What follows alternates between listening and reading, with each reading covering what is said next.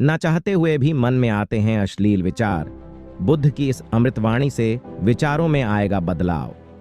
मन में कई तरह के विचार आते हैं। कभी कभी तो ना चाहते हुए भी मन में अश्लील विचार आ जाते हैं। लेकिन महात्मा गौतम बुद्ध की इस कहानी से आपके विचारों में बदलाव आएगा। मनुष्य का मन बहुत ही चंचल होता है और इसलिए मन में कई तरह के विचार उत्पन्न होते हैं। क्षण भर में ही व्यक्ति का मन कई चीजों को सोचने लगता है। इसलिए तो कहा जाता है कि मन को काबू करना आसान नहीं। लेकिन गौतम बुद्ध मन को नियंत्रित करने के आयामों के बारे में भी बता चुके हैं। मन में विचारों का आना गलत नहीं है कि लेकिन मुश्किल तब हो जाती है या विचार ऐसी परिस्थिति में गलत होते हैं जब मन में अश्लील विचार आते हैं। कभी कभी तो ना चाहने के बावजूद भी मन में अश्लील विचार आते हैं। अगर आपके मन में भी ऐसे विचार आते हैं तो गौतम बुद्ध की इस कहानी से आपके विचारों में जरूर बदलाव आएगा। बुद्ध की कहानी।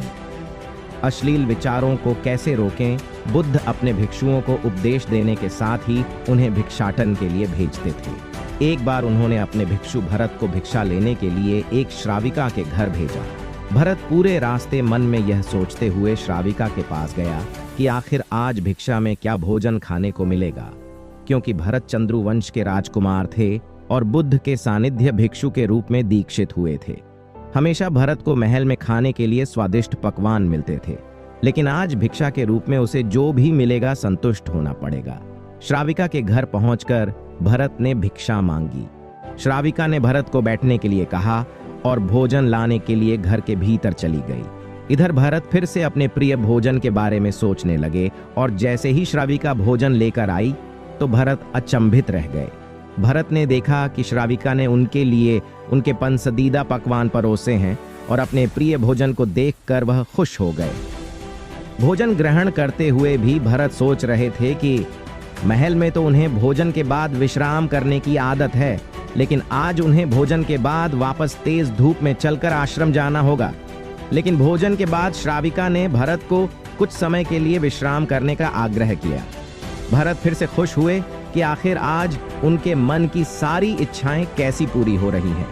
इसके बाद भरत कुछ देर विश्राम करने लगे, लेकिन विश्राम करते हुए भी लेटे लेटे वह सोचने लगे कि आज तो मुझे भोजन के बाद विश्राम करने को मिल गया, लेकिन ऐसा रोज रोज नहीं होगा।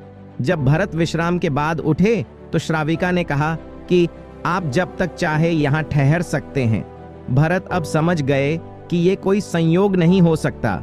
उन्होंने श्राविका से कहा कि मुझे क्षमा कीजिए, क्या आप मेरा मन पढ़ सकती हैं? श्राविका ने हाँ में उत्तर दिया और कहा कि हाँ, मैं मन पढ़ सकती है। वीडियो पसंद आए तो लाइक, शेयर और सब्सक्राइब करना ना भूलें।